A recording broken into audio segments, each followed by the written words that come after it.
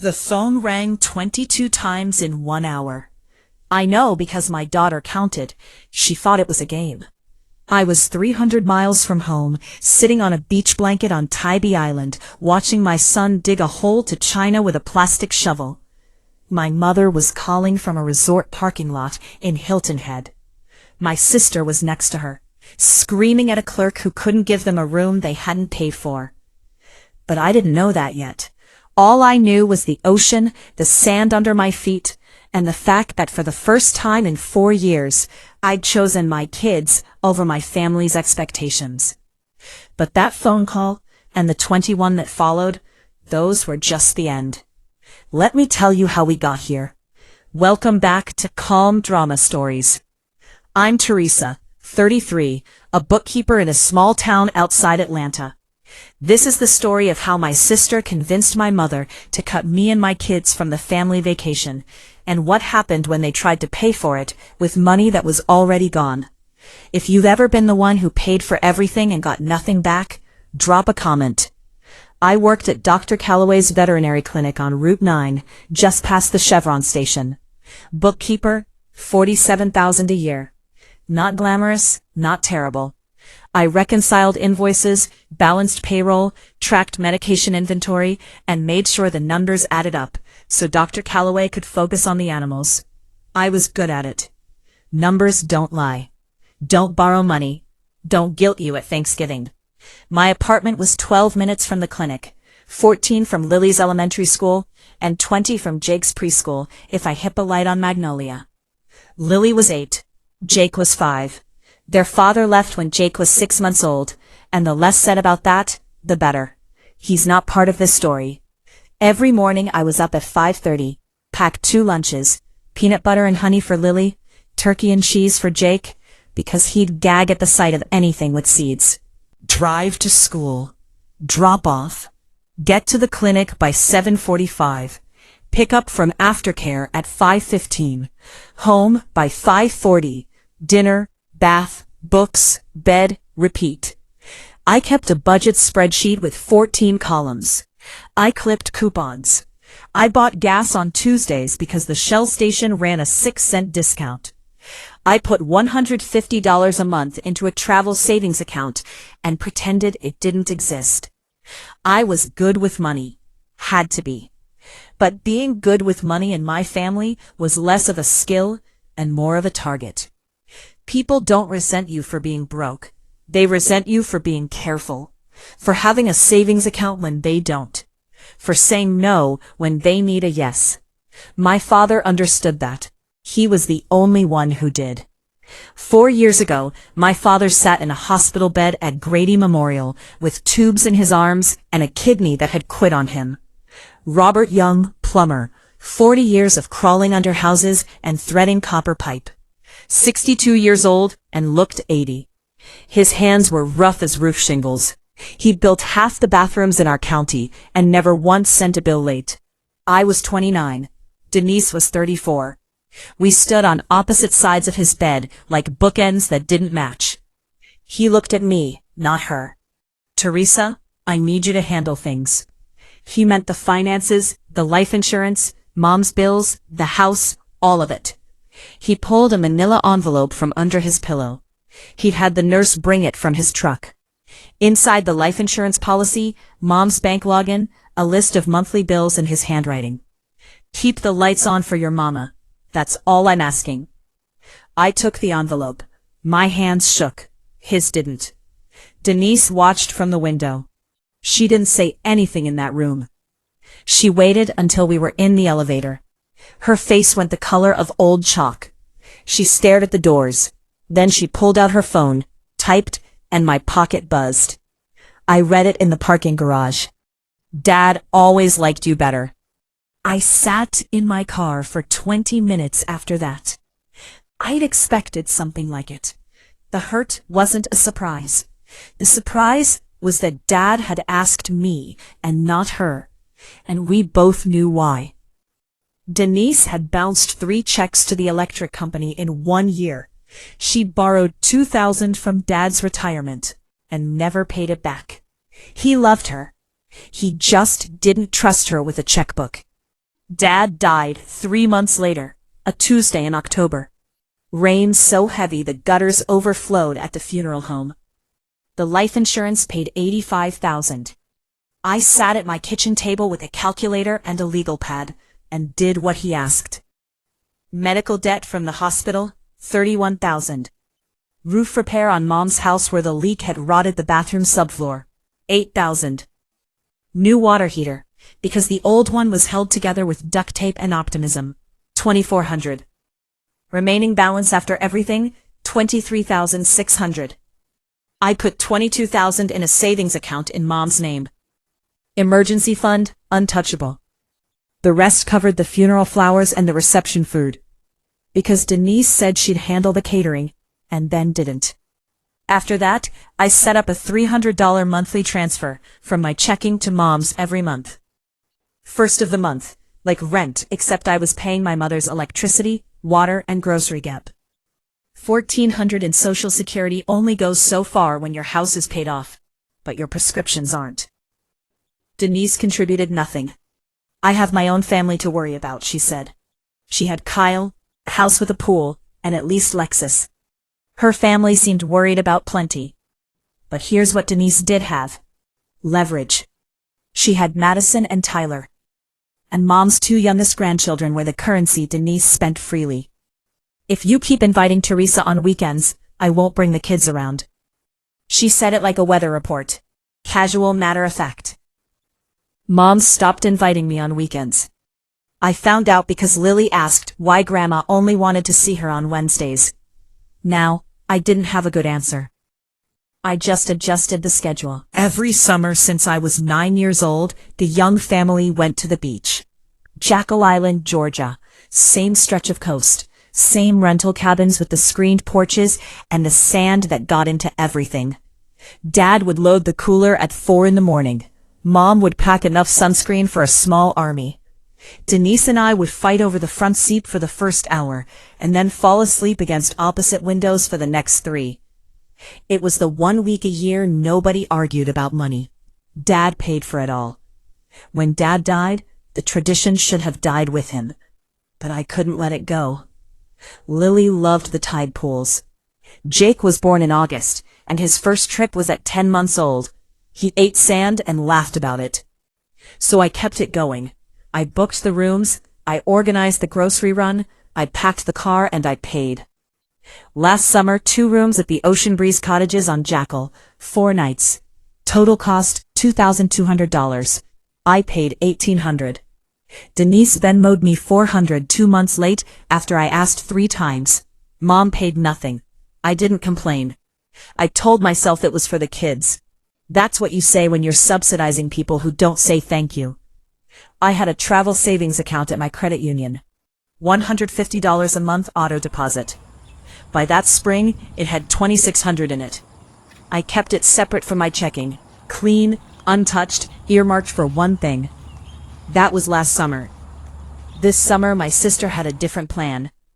3 months before summer, on a gray Thursday in March, Kyle Pratt stood in Denise's driveway doing the kid handoff. Kyle was 40, drove a black F-150 with a cracked taillight, and sold commercial flooring for a living. He and Denise had been divorced 2 years, the kind of divorce where they hated each other just enough to keep texting. Madison climbed out of his truck. Tyler followed with a backpack dragging on the pavement. Kyle leaned against the truck bed and said it like he'd been rehearsing. You know Teresa turned me down for that $5,000, right? He'd asked me for a loan the previous fall. Wanted to start a side business, installing luxury vinyl in new builds. I said no. I'd said it politely, clearly, and once. He hadn't forgotten. Denise folded her arms. She turned you down because she's tight. Always has been. Kyle looked at the house. Your mom's still on Teresa's bank account, right? As an authorized user. Denise didn't answer right away. So Kyle shrugged like it was simple math. Book the trip, use that card. Teresa owes this family for all the years she's been sitting on Dad's money like it's hers. Denise hesitated. 3 seconds. I know because Kyle told someone later, and that someone told Pam and Pam told me. 3 seconds was all the conscience she had left. She does owe us, Denise said. Kyle grinned and got in his truck. I was at home that evening, helping Lily with her multiplication tables. I didn't know any of this. I wouldn't know for weeks, but the plan was already moving, and my name was on the receipt. Madison's 10th birthday. Mom's house, April. The dogwoods were blooming, and Lorraine had hung a paper banner across the front porch that said, "Happy Birthday, Madison," in purple glitter letters. I brought 24 cupcakes from the bakery on Elm. Chocolate with vanilla frosting. Madison's favorite since she was 6. Lily carried the box. Jake carried a gift bag with a watercolor set inside. The party was fine for the first hour. Kids in the backyard. Lorraine grilling hot dogs. Pam Whitfield from church sat on the porch swing, drinking sweet tea and watching the kids run. Then Denise pulled me into the kitchen. She closed the door halfway, leaned against the counter, and crossed her arms the way she does when she's already decided something. "I need to tell you something about the summer trip." I waited. "We've decided to go to Hilton Head this year. Me, Mom, and the kids." I waited again. "Your kids aren't coming. My kids don't want them there." The words landed flat like she'd practiced them. I looked past her through the doorway, into the living room. Mom was standing by the couch. She was holding a debit card between 2 fingers. My debit card. The emergency card I'd left with her 2 years ago for groceries or a doctor visit. "Why do you have my card, Mom?" Lorraine looked at Denise, then at me. Denise said she needed it for the booking. Pam Whitfield was in the living room. She saw everything, saw Denise's jaw tighten, saw Lorraine clutch that card, saw me look at both of them and do the math. I nodded once. "Keep it," I said. Then I called my kids, picked up the cupcake box, and left. The drive home was 14 minutes. Lily sat behind me, quiet. Jake hummed a song from a cartoon I couldn't name. 2 blocks from the apartment, Lily said, "Why did we leave early?" I looked at her in the rearview mirror, 8 years old, with her father's brown eyes and my stubbornness. "Sometimes adults need space, baby." She accepted it. Kids do that. They take the answer you give them and file it somewhere. And you hope they don't pull it out later, when it costs more to explain. I parked, got them inside, turned on a movie. Then I sat on my bed with my phone, and opened my banking app. A month earlier I'd noticed a $400 withdrawal from my checking account. I'd called Mom. She said she'd used the wrong card at the pharmacy. "I'll pay you back," I'd said. But I checked further. 3 more withdrawals over the previous 2 months. $80 at a gas station, $120 at Target, $65 at a restaurant I'd never been to. That was 2 weeks before the birthday party. I'd called the bank the next morning. I wanted to remove the authorized user. The woman on the phone said I needed both parties present or a notarized written request. 7 to 10 business days. I didn't have 7 to 10 days of patience. So the next morning I drove to a different credit union, the one on Peachtree, across from the tire shop. Opened a new checking account and a new savings account. Transferred everything. $2,600 from savings, $1,400 from checking. The old account sat there with $12 in it. $12 and a debit card in my mother's hand. I told no one. Here's what I've learned about money and family. The moment someone holds your bank card like they own it, they're not keeping it safe. They're keeping you close. If you've ever had to move your money to move on, hit that like button, because this story is just getting started. 2 weeks later, Sunday dinner at Mom's. Fried chicken, green beans from a can, and rolls from a tube. Denise was in a mood I recognized. The one where she'd gotten something she wanted and needed everyone to know. She pulled out her phone before we'd even cleared the plates. "Look at this." She turned the screen toward Mom. Hilton Head, a resort with white balconies and a turquoise pool and palm trees that looked too perfect to be real. 4 nights, ocean view, kids club included, $3,200 total. She scrolled through the photos like she was selling it. There's a seafood buffet on the second night and a dolphin tour. Mom smiled. That looks beautiful, honey. Denise set the phone down and looked across the table at me. The look was something between pity and satisfaction. The way a cat looks at a bird on the other side of a window. You can't afford it anyway. She laughed, one short, sharp breath through her nose. Jake was sitting next to me, fork in his mashed potatoes. He looked up. Are we going to the beach too, Mommy? The table went quiet. Lily stared at her plate. Mom looked at her hands. Denise took a drink of her tea like nothing had happened. Well, have our own adventure, buddy, I said. I squeezed his shoulder. He went back to his potatoes. I didn't respond to Denise. Didn't give her the argument she wanted. I washed the dishes, dried them, stacked them in the cabinet the way Mom liked. Big plates on the bottom, small plates on top. Then I took my kids home. In the car at a red light on Sycamore, I opened my phone and typed into the search bar, Savannah Beach Vacation Family. 11:30 at night. Lily and Jake asleep in their rooms. I sat at the kitchen table with my laptop and a cup of coffee that had gone cold an hour ago. Tybee Island, 20 minutes east of Savannah. I'd never been, but the pictures looked like the kind of place Dad would have picked. Not fancy, not trying to impress anyone, just sand and water and a porch to sit on. The Tybee Island Inn had a room available for the last week of June, $89 a night. Ocean view, which on Tybee meant you could see a sliver of blue between two other buildings. And that was enough. 4 nights, $356 for the room. I pulled up a legal pad and ran the numbers the way I ran everything, line by line. Gas round trip, about $240 m each way, $200 even. Food for 4 days. Cooking most meals in the kitchenette, $300. Activities, kayak rental, ice cream, maybe a dolphin tour if Jake asked nicely, $150. Total $1,060. My new account had $2,600. I booked it. The confirmation email arrived 12 seconds later. I screenshotted it and saved it to a folder on my phone called Summer. I grabbed a sticky note and wrote just beach on it. Stuck it on the fridge. No dates, no location, no details. I knew how information traveled in my family. Lily found the note the next morning while I poured cereal. Beach. Are we going? I smiled. First real smile in weeks. It's a surprise. I didn't learn the full shape of Denise's plan until after everything fell apart. People talk. Kyle talked to a buddy at the gym. That buddy's wife worked with Pam at the church office.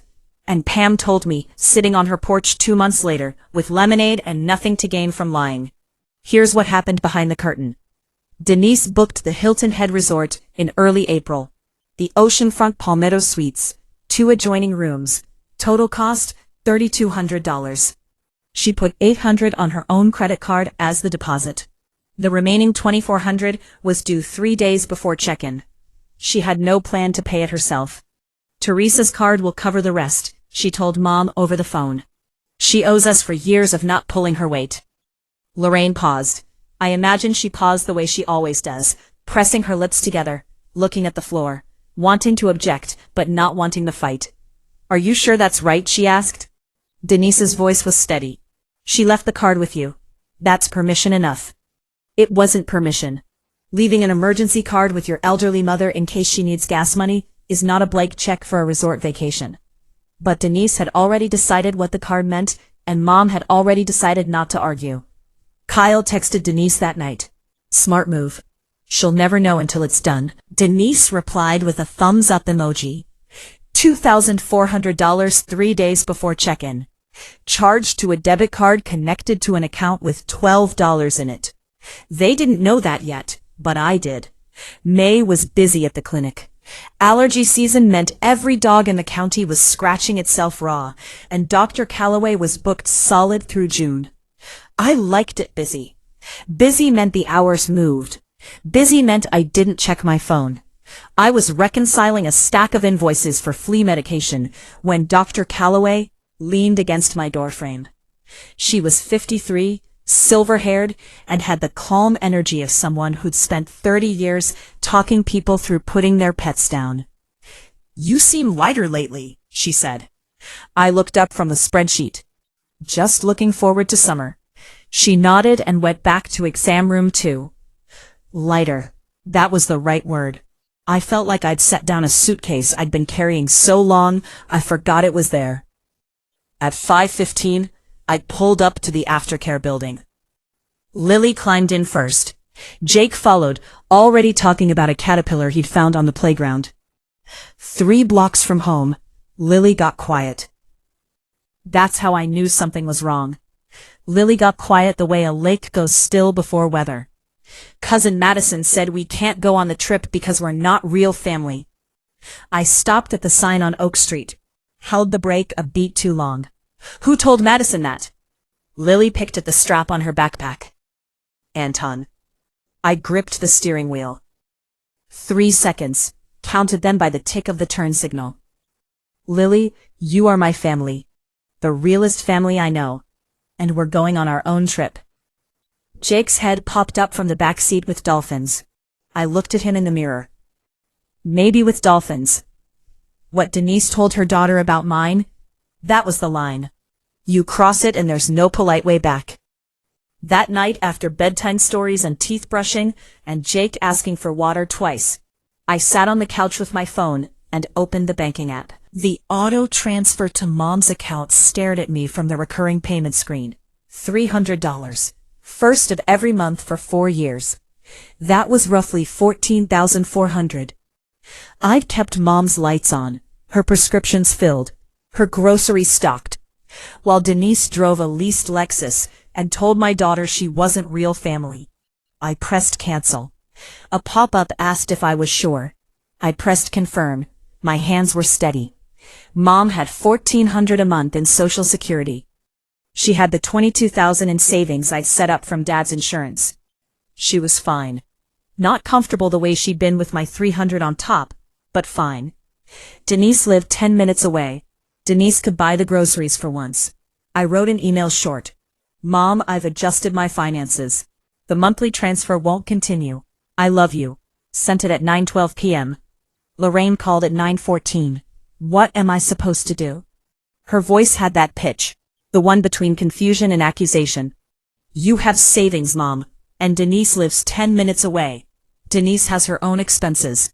So do I." Silence. The kind that fills a phone line like water fills a crack. "I can't believe you'd do this to me."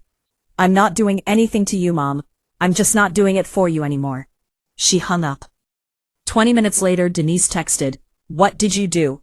Mom is crying." I read it, set the phone on the counter, screen down, washed the dinner dishes, folded a load of towels, went to bed, slept better than I had in months. A week before the trip, I pulled the summer clothes out of the hall closet. Lily had outgrown last year's shorts. Jake's swim trunk still fit, but barely. On the top shelf, behind a box of winter hats and a plastic bin of ornaments, I found a shoebox. Brown, dusty, Red Wing printed on the side, Dad's boot brand. Inside his union card, a faded photo of him and Mom at Jackal Island, a receipt for copper fittings, and an envelope, white, my name in his handwriting, block letters, all caps, the way plumbers write on work orders. I'd forgotten about it. He'd given it to me at the hospital, tucked inside the manila envelope with the insurance papers. I'd been too raw to open it then, too busy after, too tired in between. I sat on the closet floor with my knees up and tore the flap. One sheet of notebook paper, college ruled, his handwriting filling half the page. "Teresa, you're the one who keeps her word. Don't let anyone turn your kindness into a key to your wallet. If the day comes when helping them hurts you, stop. You already kept the lights on long enough. Take your babies to the beach, Dad." 7 sentences. No lecture, no guilt, just a plumber who knew his daughters and loved them differently because they were different. I folded the letter along its original creases, slid it into my wallet behind my driver's license, where I'd feel it every time I reached for a card. The closet smelled like dust and old leather. I sat there for a while, not crying, just breathing. Then I got up and started packing. Walmart on a Tuesday evening. Jake in the cart. Lily walking beside me, already too old for the cart, but not too old to ride on the end of it when she thought I wasn't looking. Slim Sids, $40. Jake found shark goggles immediately. Gray rubber with teeth molded around the eyepieces. $5.97, non-negotiable. Lily took longer. She held up a pink one-piece with starfish on the straps. This one, $14. I checked the seams. Solid. That one. 2 pairs of flip-flops, a bottle of spray sunscreen, and a mesh beach bag from the clearance bin. Total, $34.97. Under budget by $5.3. Back home, I packed everything in a duffel bag and put it in the back of the closet behind the winter coats. Not hidden exactly, just not visible. My family had a way of dropping by unannounced. Mom with a casserole, Denise with a demand. And I didn't need questions I wasn't ready to answer. While I zipped the bag, I heard Denise's voice in my head, clear as a phone call. Your kids aren't coming. My kids don't want them there. I stood in the closet and let it sit. Let the words be what they were. Not a verdict, just a sentence spoken by a person who confused cruelty with control. From the bathroom, I heard Lily laughing. She'd found the shark goggles in Jake's bag and was wearing them in the mirror, making faces. Jake was trying to get them back. Half mad, half giggling. My kids are coming, I thought, just not where you think.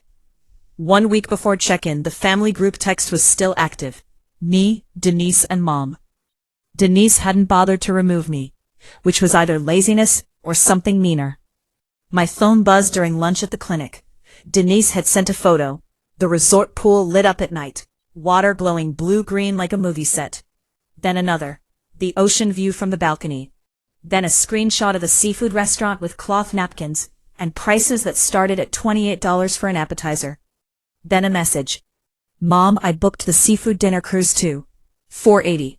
It'll be on the same card. The same card. My old card. I read it twice to make sure I understood. Then I opened my banking app and checked the old account. $12.34. The same $12.34 that had been sitting there since March. Denise was about to charge a $480 dinner cruise to an account that couldn't buy a tank of gas. I closed the app, took a bite of my sandwich. Turkey on wheat, same as every Tuesday. I didn't reply to the group text, didn't react to the photos, didn't send a warning. Some people only learn from the bill. At 2 o'clock, Dr. Calloway passed my desk on the way to surgery. A golden retriever who'd swallowed a sock. She paused. You're smiling at your phone. Good news. I looked up. Something like that. She raised an eyebrow and kept walking. I put my phone in the drawer and went back to the payroll spreadsheet. Column B wasn't balancing. I found the error in 6 minutes. Numbers I could fix. Family I could not. Kyle picked up the kids that Friday evening. Madison ran down the driveway before his truck fully stopped. Daddy, we're going to Hilton Head. She was bouncing. 10 years old and already her mother's volume. Kyle lifted her into the truck bed for fun, then sat her down. Your mom's got it all figured out. Tyler followed, quieter, carrying a stuffed dinosaur he was probably too old for, but wouldn't give up. Once both kids were buckled upstairs in their rooms, grabbing overnight bags. Kyle leaned against the porch railing. Denise stood in the doorway with her arms crossed. You sure Teresa's card has enough? Kyle asked. Denise didn't blink. She puts $150 a month in there like clockwork. At least $2,000 by now. Kyle did the math with his lips moving slightly. And your mom has the card? Denise nodded. Teresa told her to keep it. Kyle grinned. The grin of a man who thinks cleverness and theft are the same thing. Then it's already paid for. The kids came back down with their bags. Kyle loaded them into the truck and drove off. Denise stood in the doorway until the taillights disappeared. Then she went inside alone. I found this part out months later from someone who heard it from Kyle at a cookout. But there's a detail that sticks with me. Denise sat at the kitchen counter after Kyle left and picked up her phone. My contact photo. Me and Lily, laughing at Jackal Island 2 summers ago. Sand on our knees. Lily's front teeth missing. Denise's thumb hovered over the call button. 5 seconds. Then she put the phone down. She could have called, asked, explained. She didn't. 3 days before check-in, a Tuesday. I was at work when it happened, but I can tell you exactly how it went because Lorraine told Pam every detail, and Pam has the kind of memory that doesn't drop a syllable. The oceanfront Palmetto Suites ran the remaining charge at 10 a.m., $2,400 to the debit card on file.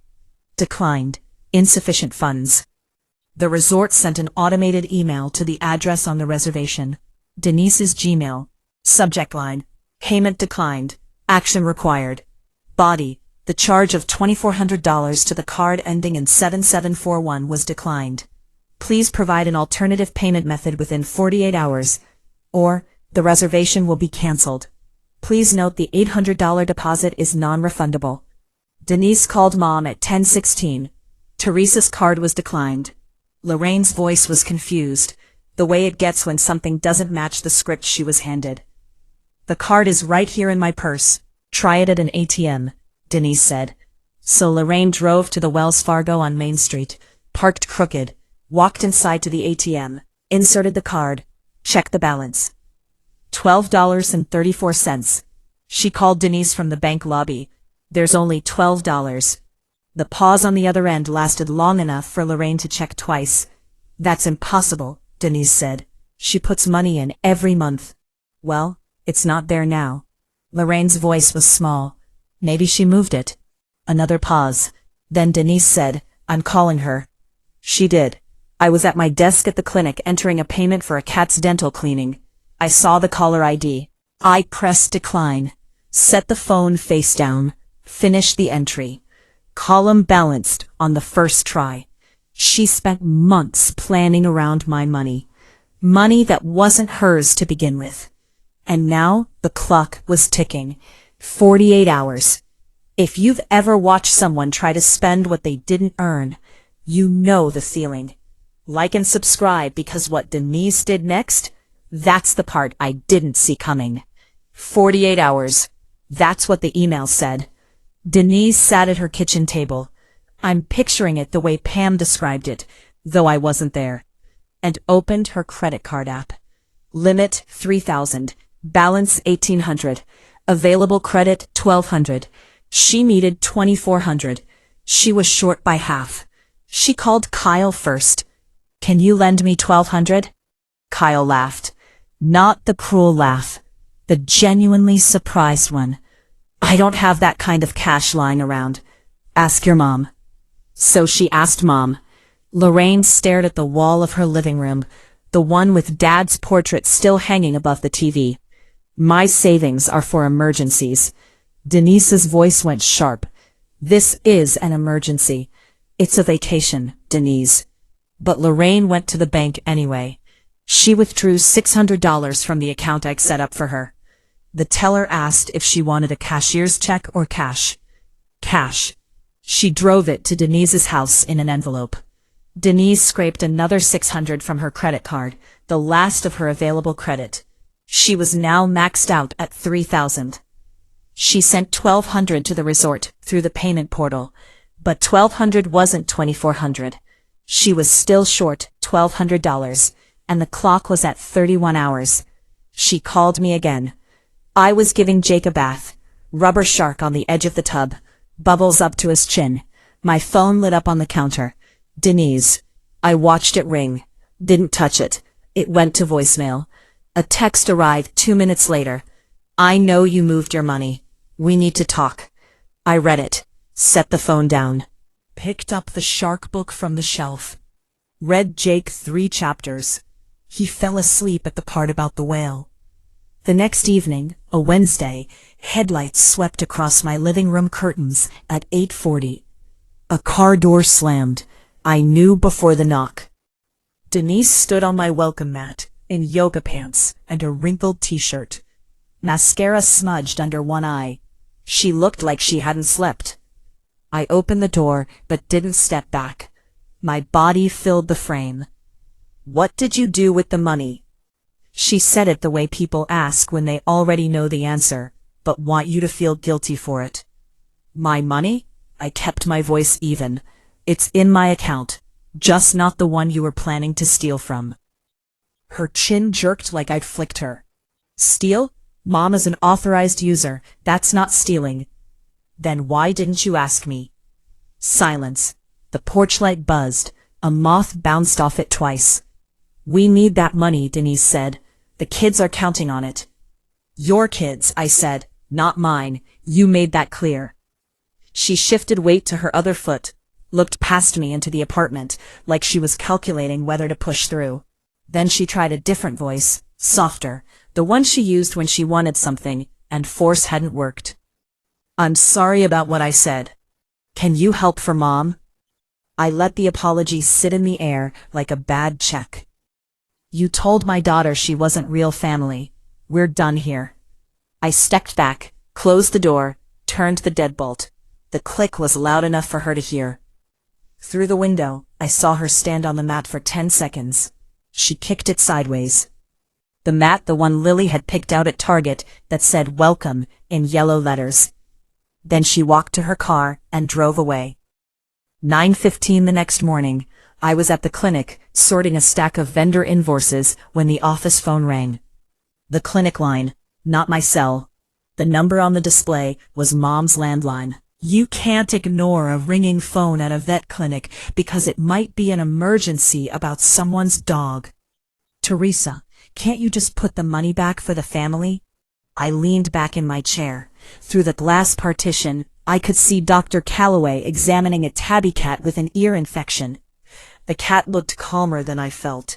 Mom, you held my card like it was yours. You told me my kids weren't welcome. That was Denise's idea. I just went along. That's the problem, Mom. You always just go along. I heard her breath catch. I didn't mean for it to get like this, but it did. She started crying. I know my mother's cries. There's the real one, which is quiet, and the performance one, which involves sniffling at precise intervals. This was the performance. I waited, didn't feel the silence, didn't apologize, didn't offer a solution. That's new for me. Old Teresa would have folded by now, would have said, let me see what I can do, and then transferred $500 and felt sick about it for a week. Your father would be so disappointed in you. She said that was the card she'd been saving, the ace, the one that was supposed to make me crumble. Dad told me to stop when helping started hurting. I said I stopped. The line went dead. I set the phone in the cradle, finished the invoices, fed the clinic cat her lunch, wet food, chicken flavor. 3:30 p.m., like always. After work that day, I stopped at the Kroger for milk, bread and bananas. Aisle 3, near the cereal. Pam Whitfield stood comparing 2 boxes of oatmeal, like one of them owed her money. She looked up when my cart squeaked past. Teresa. She set both boxes down. I heard about the trip. I stopped the cart. Mom told you. Lorraine asked me to talk to you. I told her no. Pam folded her arms, not the aggressive kind, the settled kind. The kind that means a person is about to say something true and wants you to hold still for it.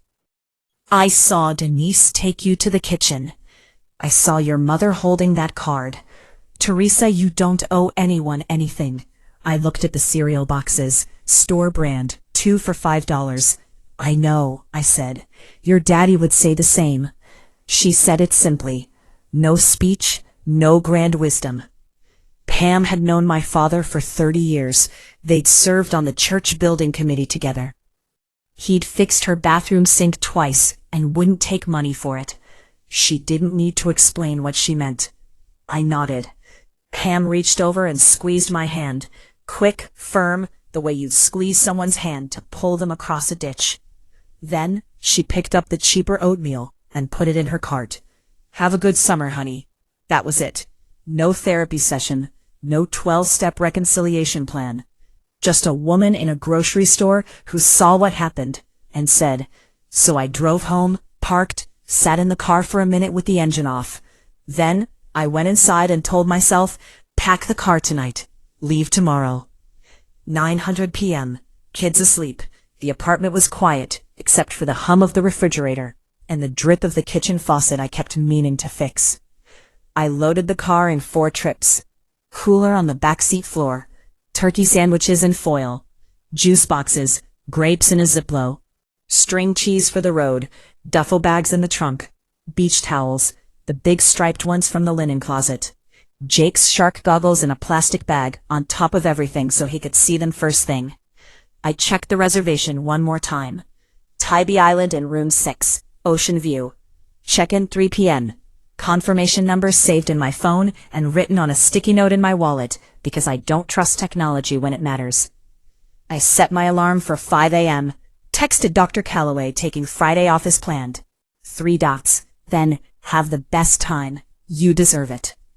I locked the front door, poured a glass of lemonade from the pitcher Lily and I had made on Sunday. The street was quiet. Mr. Henderson's porch light across the road, a sprinkler clicking somewhere. The kind of silence that doesn't ask anything from you. 4 missed calls from Denise. 2 from Mom. I looked at the notifications and let them sit. Didn't listen to the voicemails. Didn't read the texts.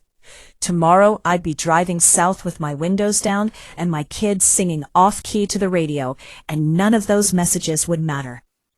I opened my wallet. Dad's letter was there, folded behind my license. I didn't read it. Didn't need to. I knew what it said. I finished the lemonade and went to bed. Same day, 2 o'clock in the afternoon, 250 meters north. This is the part I pieced together from Pam, from Lorraine herself weeks later, and from Madison, who told Lily everything at a playdate in August. Denise's SUV pulled into the oceanfront Palmetto Suites parking lot. After a 4-hour drive. Lorraine in the passenger seat, knees stiff from sitting. Madison and Tyler in the back, faces pressed to the windows, already shouting about the pool. Denise walked into the lobby with sunglasses on her head and a rolling suitcase behind her. The front desk clerk was a young woman in a blue polo. She typed Denise's name, typed it again, frowned. I'm showing a remaining balance of $2,400. A partial payment of $1,200 was received yesterday, but the system requires full payment at check-in. You're still short $1,200. Denise pulled out her credit card. The one that was already at its $3,000 limit. She slid it across the counter like it might work if she looked confident enough. The clerk swiped it, waited. I'm sorry, ma'am. Declined. Denise stared at the screen as if staring could change the number. Lorraine sat in a lobby chair, hands in her lap. I don't have any more money, she said, to no one in particular. Madison appeared at Denise's elbow. Mom, what's happening? Where's our room? Not now, Madison. Denise grabbed Lorraine's arm and pulled her toward the hallway, past the brochure rack and the potted fern. Call Teresa, she said. Now. Lorraine took out her phone. Her hands were shaking. The real kind, not the performance kind. She dialed my number. Tybee Island. We'd arrived at noon. Room 6 was small and clean, and smelled like salt air and lemon cleaner. 2 beds, a kitchenette with a hot plate, and a mini fridge. A screen door that opened onto a narrow porch. Jake had his shoes off before I finished unloading the car. Lily was already in her starfish swimsuit, towel over her shoulder, standing at the door like a tiny, impatient lifeguard. By 1 o'clock, we were on the beach. Lily ran toward the waves, ankles in the foam, laughing the way kids laugh when the ocean is new every time. Jake dropped to his knees and started digging. He was 5 and had a plan for that hole. I sat on the blanket, sun on my arms, breeze off the water, sand already in places sand shouldn't be. This is it, I thought. This is the trip. My phone rang at 2:15. I reached into the beach bag. Mom. I looked at the screen, looked at Lily, waist deep now, jumping over a wave. Looked at Jake, tongue out, digging. I pressed decline. It rang again at 2:16. Declined. 2:17. Declined. Jake looked up, sand on his eyebrows. Mommy, who keeps calling? I slid the phone to the bottom of the beach bag, screen down. Nobody important right now. Let's find those dolphins. He dropped the shovel and ran toward the water. I followed. The ocean drowned out. 22 calls in the next hour. I didn't answer a single one. I wasn't angry. I wasn't making a point. I was standing in the Atlantic Ocean holding my son's hand while he looked for dolphins. And that was more important than anything happening in a parking lot 200 miles north. Back at the oceanfront Palmetto suite, 22 calls went unanswered. I know this because my phone logged everyone, and because Lorraine described the lobby scene to Pam in enough detail to fill a court transcript. Denise lost it.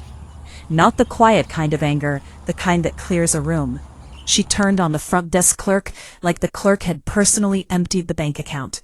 She did this on purpose. She moved the money because she's vindictive. Her voice bounced off the marble floor and the high ceiling and the tasteful watercolor paintings of sandpipers. The clerk, to her credit, kept her face neutral. "Ma'am, please lower your voice." Other families in the lobby turned to look. A man in a golf shirt pulled his kids closer. A woman with a roller bag stopped mid-step and stared. Madison stood by the potted fern, crying, not loud, the quiet, embarrassed kind, where a 10-year-old understands that her mother is making a scene, and there's nothing she can do about it. Tyler pulled on Lorraine's sleeve. "Grandma, I want to go. I wasn't there for any of this. I was 200 miles south building a sandcastle with a 5-year-old who kept calling it a shark house." But when Pam told me what Denise screamed in that lobby about how I was vindictive, about how I'd ruined everything, all I could think was Denise's own voice at Sunday dinner, sliding that phone across the table, smirking. She couldn't afford it. The woman who told me I couldn't afford it was standing in a resort lobby, maxed out and screaming. And she couldn't afford the vacation she'd tried to charge to my bank account. Denise tried Kyle. No answer. She tried him twice. Voicemail both times. The manager appeared, a tall man in a navy blazer. "I'll have to ask you to step outside." They walked out, all 4 of them, through the automatic doors, past the valet stand into the parking lot. No room. $800 in deposit gone. Credit maxed, gas tank at half. The parking lot at the Palmetto Suites was freshly paved and 95 degrees. Heat rose off the asphalt in waves you could see. Lorraine lowered herself onto a concrete bench near the handicap spaces. She looked 10 years older than 62. Her purse sat on her lap. Inside it, the debit card to an account with $12. Her own wallet, lighter by $600. And her phone still showing 22 unanswered calls to my number. "Who's paying for this?" Her voice was small, not accusing, not angry, just tired. The voice of a woman who'd driven 4 hours to discover that the bill she'd been promised was not covered at all. Denise paced by the SUV. Teresa was supposed to. Teresa didn't agree to pay. Lorraine cut her off. First time I'd heard of her doing that in years. I asked her. She said no. "You told me she'd never notice." Denise stopped pacing. "You went along with it because you said you'd stop bringing the kids to my house if I didn't." There it was, the truth. Not in a courtroom, or a family meeting, or a therapist's office. In a resort parking lot in Hilton Head, South Carolina, with the sound of someone else's kids splashing in a pool on the other side of the fence. Madison and Tyler sat in the back seat of the SUV with the doors open. Lorraine had bought them crackers and a Gatorade from the gas station on the way in. Madison was eating hers slowly. Tyler wasn't eating. "I want to go home," Madison said. Tyler looked at Lorraine through the open door. "I want Aunt Teresa." Denise spun around. "Don't you dare say her name." Tyler flinched. Lorraine closed her eyes. Nobody moved for a full minute. 4 hours back to Georgia. Lorraine told Pam that nobody spoke for the first hour. Not a word. Just the highway and the hum of tires, and the air conditioning set too cold, because Denise was angry. People blast the AC like it's the other person's fault. They're sweating. Madison sat behind Lorraine playing a game on Lorraine's phone. Tyler fell asleep with his head against the window, the stuffed dinosaur tucked under his chin. Somewhere around exit 109 on I-95, Madison stopped playing the game. She'd opened Instagram. She turned the phone toward Lorraine. Grandma, Lily, and Jake are at the beach. Look, the photo was simple. Lily and Jake on Tybee Island, kneeling beside a lopsided sandcastle. Jake wearing his shark goggles pushed up on his forehead. Lily grinning, sandy arms, squinting in the sun. I'd posted it an hour earlier. Caption, Beach Day with my two favorites. Lorraine stared at the screen, her grandchildren on a beach laughing without her. She handed the phone back without a word. 40 minutes later, Tyler woke up. He rubbed his eyes and looked out the window at the pine trees blurring past. Mom, are Lily and Jake at the beach? Why couldn't we go with them? The car went quiet again, and I think about Denise's words, the ones she said in Mom's kitchen at Madison's birthday. The ones she said like she was reading a grocery list. Your kids aren't coming. My kids don't want them there. Now it was Tyler asking why he couldn't go with Lily and Jake. Her own son, asking the question her words had created. Lorraine turned in her seat. Denise, what have we done? Denise gripped the wheel. Don't start, Mom. Tybee Island, sunset. The sky turned the color of peach skin, then copper, then a deep purple gray that made the ocean look like metal. I sat on the beach blanket with my back against the low dune wall. Lily had fallen asleep on my lap, her hair still damp, sand on her cheek. Jake was 20 feet away, still digging. The kid had been digging all day. Different holes, different purposes. This last one was, according to him, a trap for crabs. No crabs had fallen for it. I pulled out my phone. 22 missed calls from Mom, 14 from Denise. 3 voicemails. I pressed play on the first one. Lorraine's voice cracked, and hoarser. Teresa, the trip fell apart. We drove all the way there for nothing. Denise is beside herself. The deposit is gone. Please call me back. Please. I listened to the whole thing. 38 seconds. Then I put the phone back in the beach bag and zipped it shut. I didn't call back. I didn't want them to suffer. I wasn't proving a point. There was nothing I could say that would fix what they'd done, and nothing they could say that would undo how they'd planned it. Some conversations don't need to happen on schedule. They need to happen when both people are ready. And I wasn't ready. Not yet. Mommy, I found a shell. Jake ran toward me, fist raised like a trophy. He opened his hand. A sand dollar broken. Split right down the middle. One half bigger than the other. Is it still good if it's broken? I took it from him. Ran my thumb over the rough edge. The best ones always are, buddy. He grinned and ran back to his crab trap. I looked at the ocean. Dad's letter in my wallet. Take your babies to the beach. I did. Back in Georgia. 1000 p.m. Denise's house.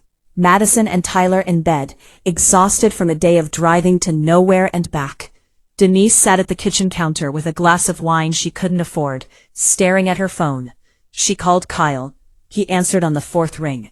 Your brilliant plan cost me $800 and a vacation, she said. Kyle was quiet for a second. My plan? You booked a resort you couldn't afford. You told me to use her card. I suggested it. You did it. There's a difference. There is no difference, Kyle. I didn't tell you to max out your credit card on a seafood cruise. Denise sat down the wine glass hard enough to slosh. This is Teresa's fault. Kyle paused. The long kind. The kind that means a person is about to say something honest and doesn't care if it lands wrong. Is it though? He hung up. Denise sat in the kitchen alone. No resort, no vacation, no deposit. Credit card at 0 available. $600 from Mom she'd have to pay back, or pretend didn't exist, and nobody left to blame who'd accept it. She looked at the fridge. Madison's drawings held up by magnets. A photo of all 4 kids, Madison, Tyler, Lily, Jake, at Jackal Island 2 years ago. Everybody smiling. Everybody together. She turned the photo face down and finished her wine. We came home on a Sunday, tan, tired, happy. Jake told Dr. Calloway about the dolphin on Monday morning before I'd even clocked in. It came up right next to the kayak. He held his arms out to show the distance, which in his telling shrank from 10 feet to 10 inches. Dr. Calloway listened like it was the most important thing she'd heard all week. She was good at that. Tuesday afternoon, my phone rang. Mom. I sat in my car in the clinic parking lot, windows down, and answered. Can we talk? Lorraine said. I want to apologize. I turned the key back so the radio went off. You can talk, Mom. I'm listening. I shouldn't have let Denise decide. And the card? I didn't know she was going to charge that much. But you knew she was going to charge something. Silence. A crow landed on the dumpster across the lot. Took off again. Mom, I love you, but from now on, my finances are mine. No shared accounts, no cards at your house, no emergency access. You want to see Lily and Jake? You're welcome. Any Sunday. But I'm not funding plans that don't include me. I heard her breathing, shallow. Not crying, just processing. Okay, she said, quiet, not happy, not fighting, just hearing. Maybe for the first time. And Mom, I'm not angry. I'm just done being the wallet. She let that sit.